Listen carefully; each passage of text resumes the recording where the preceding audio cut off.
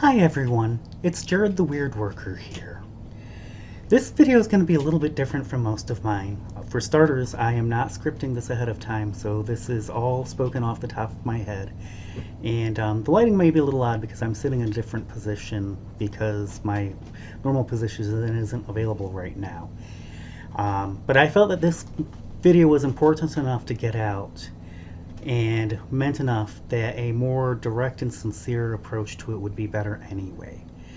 What I want to talk to you about in this video is something that I've been noticing over a number of conversations, and it's causing me to have certain feelings that I just want to share with everybody and talk it over.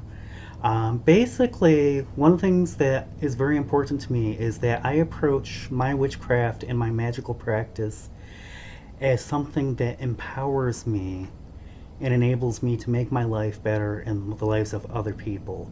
It's something that, is, in a sense, my witchcraft is a tool that I use.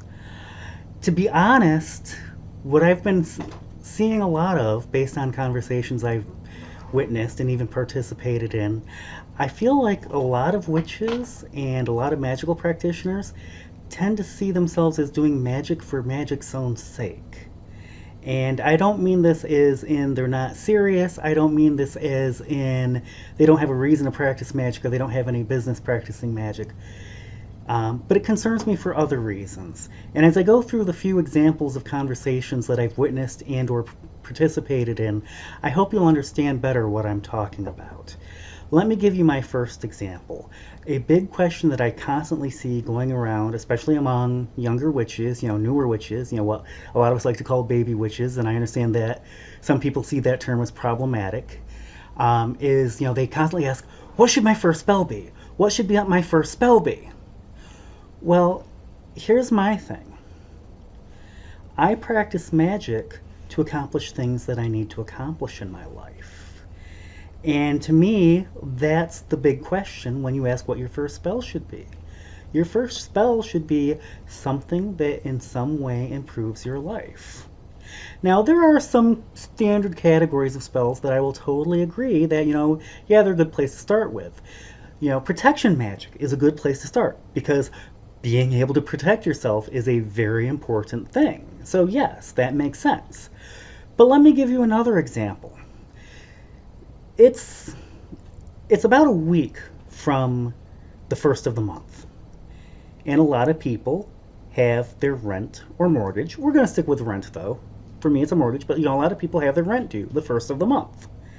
Now, if you're in that boat and you're considering your first spell to do, and you realize that you're not sure you have the money to pay this coming month's rent, I can tell you exactly what I think your first spell should be. I think it should be a money spell or something else to help you pay that rent. That just makes sense to me. And, and again, it just seems to be this idea that, you're asking, what should my first spell be? Well, you're not practicing magic or casting spells just for the sake of casting spells. Hopefully, you're practicing magic and casting spells to help you out in some way. So the real question isn't what should your first spell be, but what do you need right now when it's time to cast your first spell? Let me give you another conversation that I've seen that has also bothered me from time to time. Actually, it's one that's going on right now. There are people going around saying, oh, tonight is an eclipse. You shouldn't be doing magic during an eclipse. You shouldn't be, casting spells during an eclipse.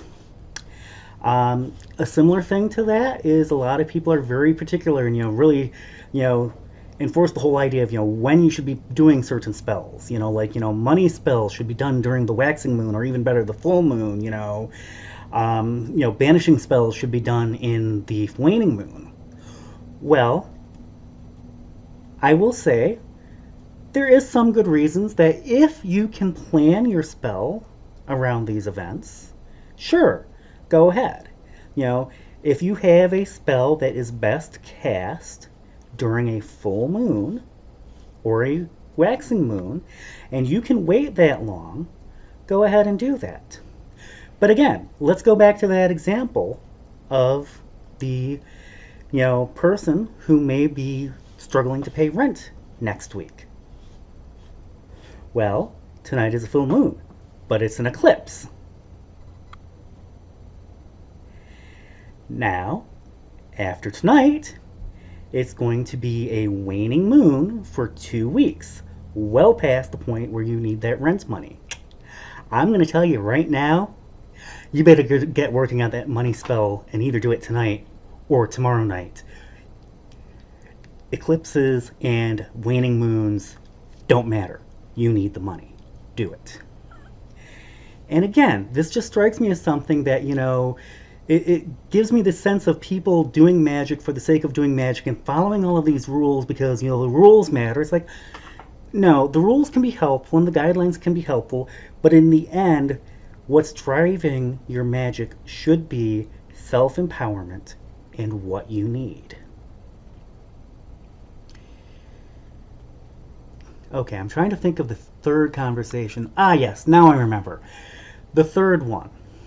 There's been a lot of discussion I've seen because I follow a lot of people who are disability advocates and are disabled themselves on Twitter. And there's been a lot of talk about, you don't have to do magic if you're not feeling up to it, and you shouldn't do magic when you're not feeling up to it. And I totally agree with that. I totally support that. In fact, in my previous video, when I talked about a magical living, I pointed out that the choice to take a break and rest is a magical act itself. So if you're not feeling up doing magic, then yeah, take a break. But that's a magical act and a magical choice in itself. And again, this is one of those things where it just feels like, okay, so why do you have to do a spell tonight anyways, or at a given time? Yes, it's great to do magic on the full moon. One thing I will note is that the Charge of the Goddess says, call on me once a month, and better if it be on the full moon. It doesn't say it has to be on the full moon. And again, magic should be about what you need. It should be about empowering you.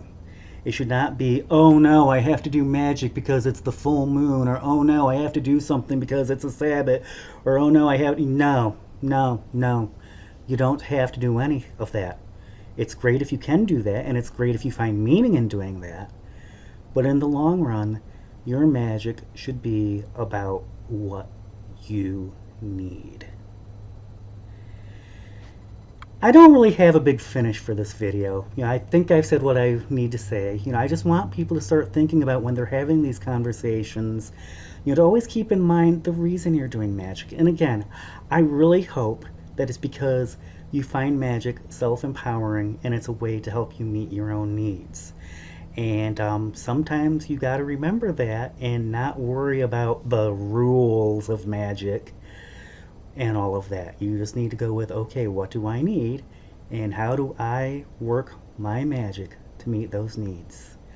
I hope you found this helpful, and I hope that you think about it. If you have any thoughts about this topic yourself, feel free to share them with me in either the comments on this video or your own response video. Until next time, blessed be.